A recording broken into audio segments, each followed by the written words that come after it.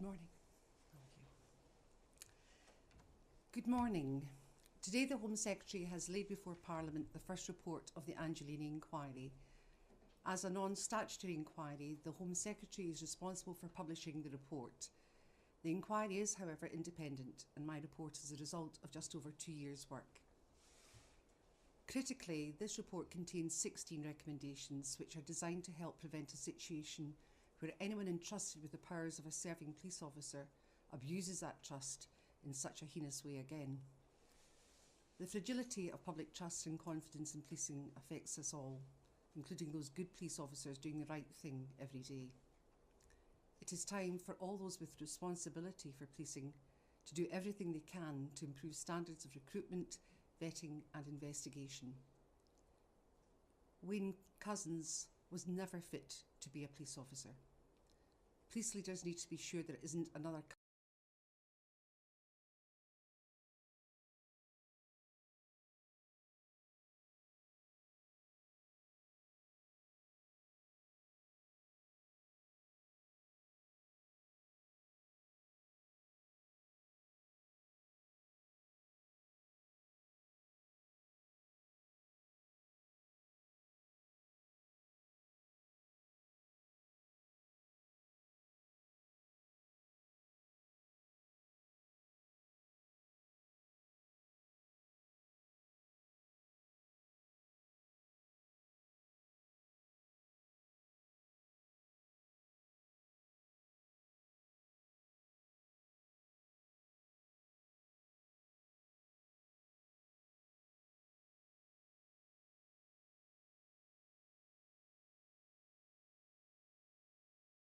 require me to establish the timeline of Couzens' career and relevant incidents. This includes investigating the circumstances of his vetting, transfer between police forces and his behaviour towards women. The timeline, together with the rest of the report, has been deliberately drafted to avoid victims of Couzens' crimes being identified. I've also chosen not to name individual officers relevant to Couzens' career other than the very senior leaders who gave evidence to the inquiry. I did this because I wanted to encourage open and frank testimony from those that gave some very sensitive evidence. I've also not named individuals who could be criticised for their action or inaction. It is not part of my role to comment on those specific individuals, but I note that, where relevant, there have already been separate misconduct proceedings. My job was to identify the systemic failings or problems that led to Couzens being able to commit his horrific crimes as an off-duty police officer. Sarah's murder by an off-duty police officer shocked the nation. It triggered a surge of discourse about women's safety in public spaces and started a tidal wave of reporting on police misconduct, particularly where officers misuse their powers to commit sexual offences. What is already clear is how much damage Couzens has done to the social contract on which policing is based, and how significant improvements are required. The evidence seen by the inquiry has shown that failures in recruitment and vetting meant Couzens was able to continue a policing career which should have been denied to him. Failures in investigations into allegations of indecent exposure meant opportunities to disrupt Couzens' offending and bring his policing career to a halt were missed. It is clear that Couzens carefully managed the impression he gave people of himself. This included the way he manipulated information on application forms and his troubled finances. It also included the way he shared his callous views towards women with only a very small group of like-minded people on a social media group. This all enabled him to target vulnerable women while operating in plain sight as an apparently unremarkable officer. However, the fact remains that 3 separate police forces allowed him the privilege of being a police officer when they could and should have stopped him. Wayne Couzens is a predatory sex offender and murderer. Evidence of his alleged offending, his preference for extreme and violent pornography, and his unmanaged debts date back nearly 20 years prior to Sarah's murder. The report explores this in detail, but I will draw your attention to some of the major red flags and missed opportunities to halt Wayne Couzens' career and bring him to justice. The inquiry has seen evidence that Couzens allegedly committed a very serious sexual assault against a child, barely in her teens, before his policing career even started. Problems of money also predated his career with the police. Couzens had substantial unsecured debt by the time he was arrested for Sarah's murder. At the same time, the Metropolitan Police Service were taking action to recover up to £15,000 that had been paid to him in error, and a year-long mortgage holiday was about to expire that month. These pressures undoubtedly affected his ability to serve as an authorised firearms officer at that time. I've seen evidence of Couzens' diverse and deviant sexual interests and understand these to be potential drivers for his offending.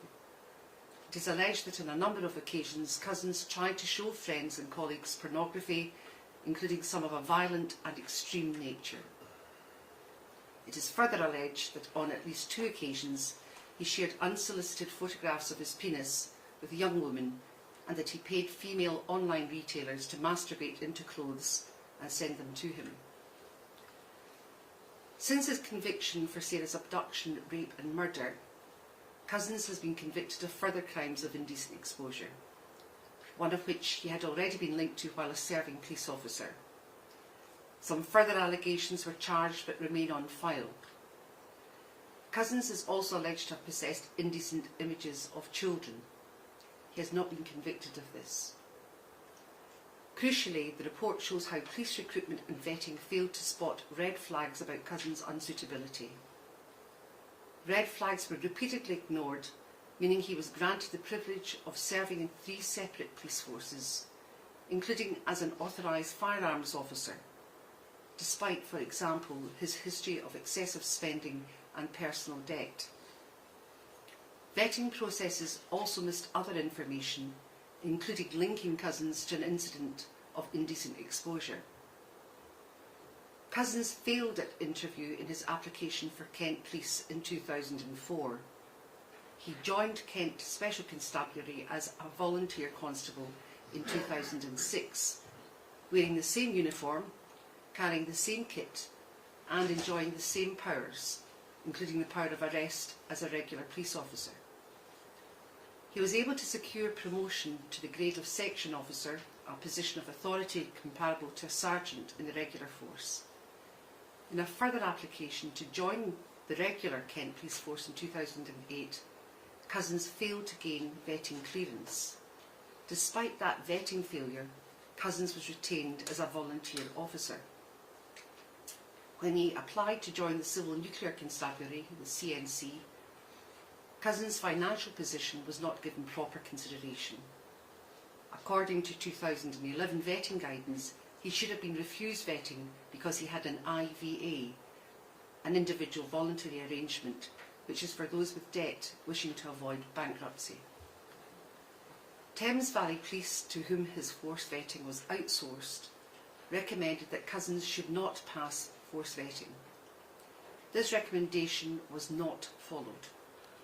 The CNC gave inadequate weight to his financial history during the vetting process.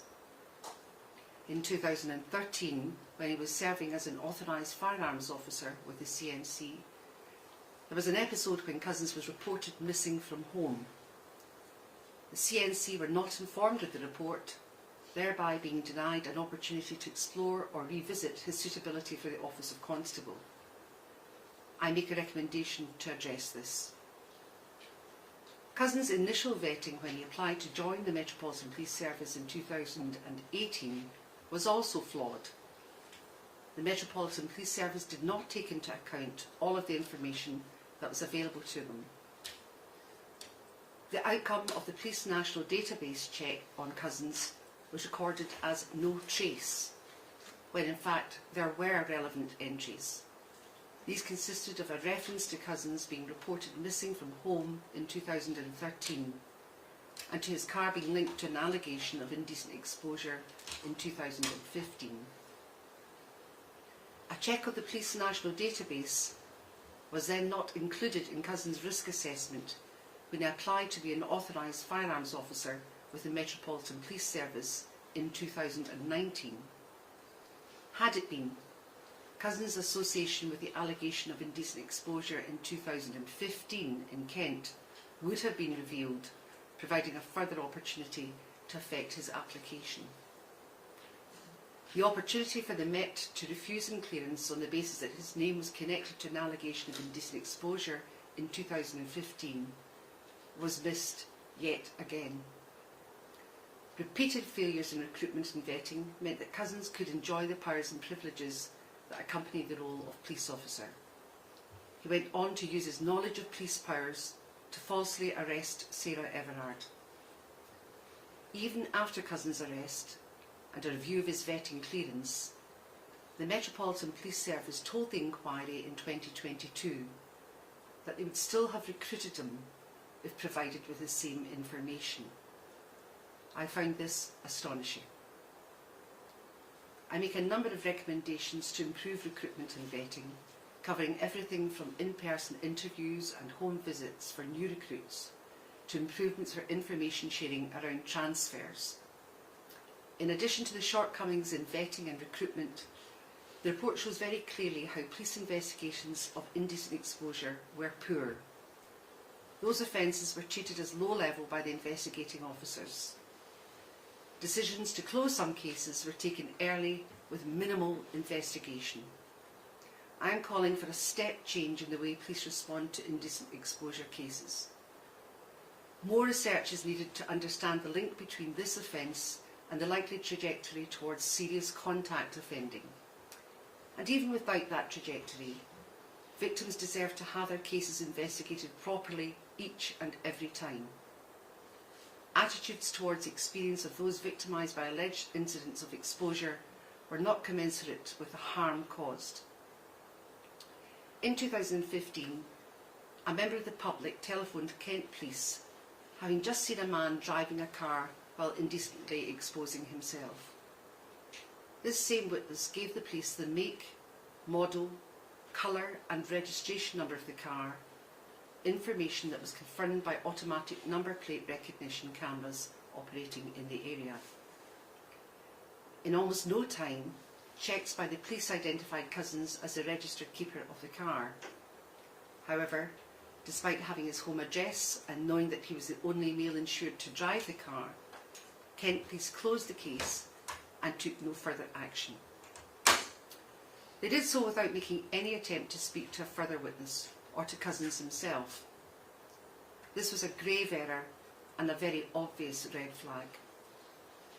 By failing to properly investigate the allegation, Kent Police missed a valuable opportunity to disrupt or even prevent Couzens' future offending and to bring into question his position as an authorised firearms officer with the CNC.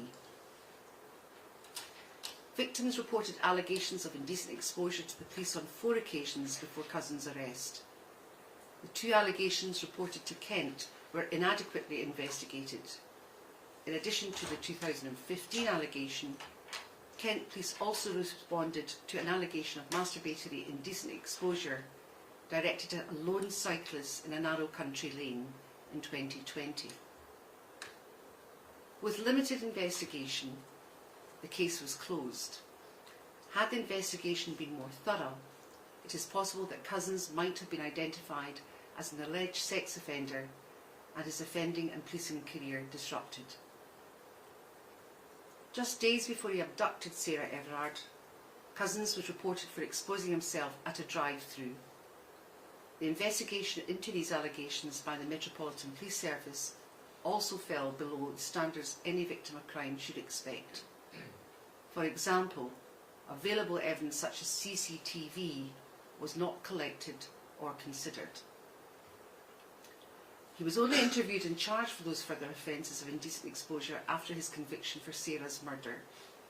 He was convicted for 2 of the reported crimes at the drive-through and the crime where he was reported for masturbating towards a lone cyclist on a narrow country lane. The inquiry is aware of 5 other alleged incidents of sexual offending involving Couzens, which, for many understandable reasons, were never reported to the police. Given the known underreporting of sexual offences, I believe there may be even more victims of Couzens offending. Data tells us that women do not always report being victims of indecent exposure. Evidence of the inquiry show that policing does not always respond to it as it should. I make recommendations about improving the ways that police respond to those who report such crimes. I also recommend an immediate review be undertaken of indecent exposure allegations against serving police officers. My task in part 1 of the inquiry was to examine the facts and circumstances of the case of Wayne Couzens and the cultures in which he worked. Policing is, however, not a homogeneous whole. Pockets of different cultures exist within police forces, and police culture is something that will be examined during part 2 of this inquiry. Good police officers work alongside those who abuse their powers, behave inappropriately with their colleagues, and do a disservice to the profession of policing.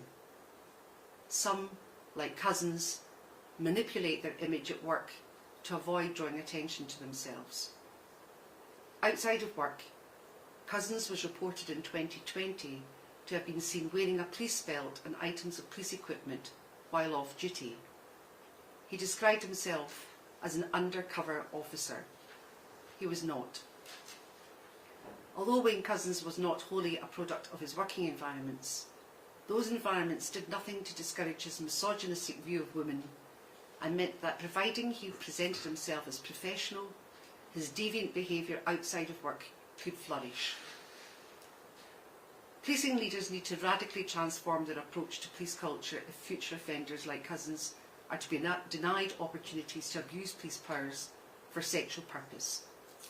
It is time certain types of behaviour, from the unacceptable to the criminal, and low standards are simply not tolerated in policing. This report is part 1 of the Angiolini inquiry.